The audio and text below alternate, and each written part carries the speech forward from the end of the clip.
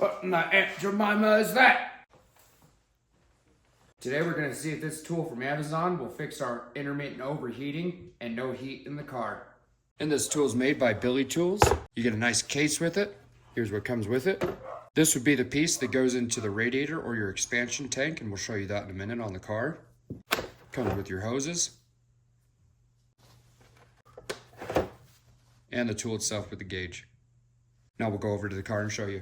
Now what this tool does is it bleeds the air from your coolant system. And the reason why you want to get all the air out of your coolant system is if you've got any air pockets in there, it's going to either, one, create an overheat, or two, create a no heat in the cabin. So that's why you want to get all the air out of your radiator and also your heater core, because we're pretty sure that's where the air is trapped at, is the heater core.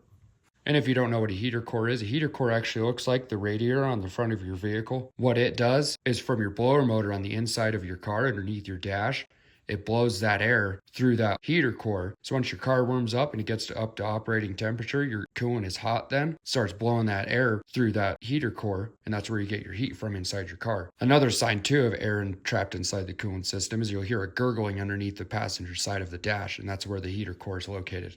Especially after doing maintenance on the coolant system, like either replacing the radiator, the heater core, the thermostat, or even the water pump. You want to make sure all the air is bled out of the coolant system. Now coming to your radiator cap, you're either going to find a radiator cap on your car or you're going to find an expansion tank. Make sure it's not hot. So what you're going to do is you're going to slowly take this cap off. So now you take your tool and your rubber piece, stick it on the bottom port right here. And when pressurizing this, you want to go to 20 to 25 cm Hg. And in a second, I'll show you why you want to get a hose on the end of this port right here on this barbed end. And I'll show you that in a minute. Now we'll take the end of the hose of the compressor and we're going to be putting it on the port right here. But first we're going to get a hose on this end. And the reason why you want to get a hose on this barbed end right here, if your kit didn't come with one, is because when you hook the air up right here on this port, the air is going to be coming down through this.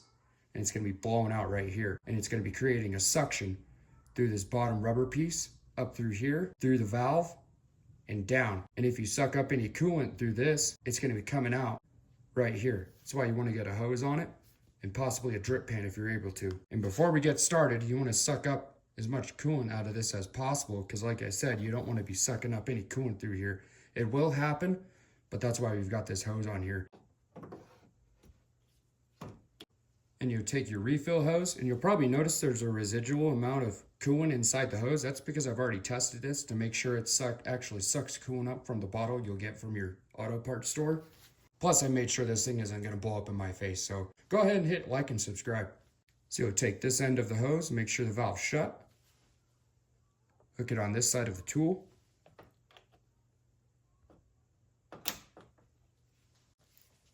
So now we'll take the end of the hose to our air compressor, hook it up to this port, make sure this valve's shut. And if you hear that air coming out, it's coming out from this hose we just put on, like I said. Now we'll slowly open this valve and watch our gauge and make sure it goes to 20 to 25 cm Hg.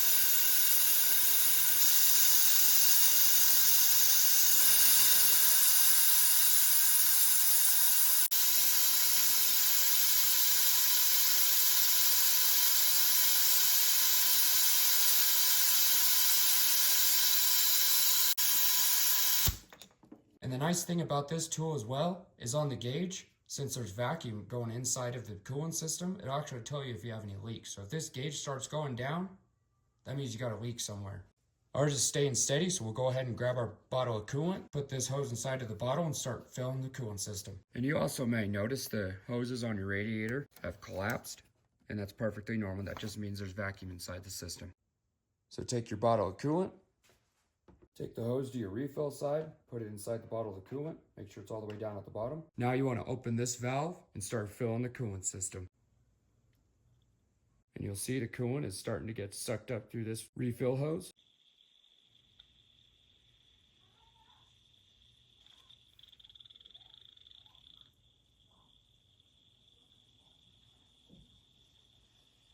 Till you reach 0 on the gauge, go ahead and shut this valve. Remove the tool. Now, after using the tool, I'd recommend adding coolant to the radiator just to fill this neck of the radiator, just to make sure the system is completely topped off.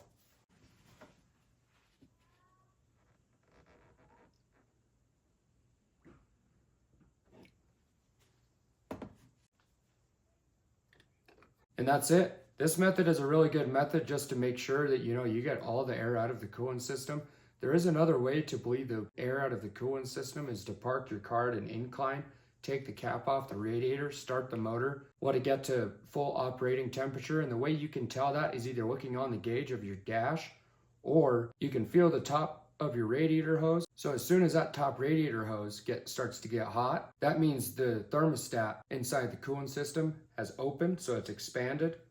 So now it's starting to let coolant flow through the whole coolant system, around the jackets of the cylinder, the coolant passages through the motor and the head of the motor, also the heater core inside the cab, because that's where you get your heat from. I think this is a lot better method, especially because it's actually pulling vacuum through the system. I know auto mechanics use tools like these, probably not one like this, but this one seems pretty durable. It seems like it's gonna work. But I'm gonna get the car fired up, let it get to full operating temperature, see if we got heat back in the car, make sure it's not overheating or anything. The only downfall of this tool is that you're gonna need an air compressor, and if you get a small pancake style air compressor, you can get those for around $100, and it'll work great for this tool. I've got an 8-gallon Husky hot dog style air compressor, and it works great for this tool. I also use it for a couple other pneumatic air tools, and it works fine. So small pancake size air compressor, it'll work great for this tool. But that'll sum up this video. Like, share, and subscribe, and we'll see you on the next one. So just letting the car get warmed up to operating temperature, and I've got the heat on high with the fan on 3. And I can already tell a huge difference when we've got heat now. So I'd say that tool works pretty good.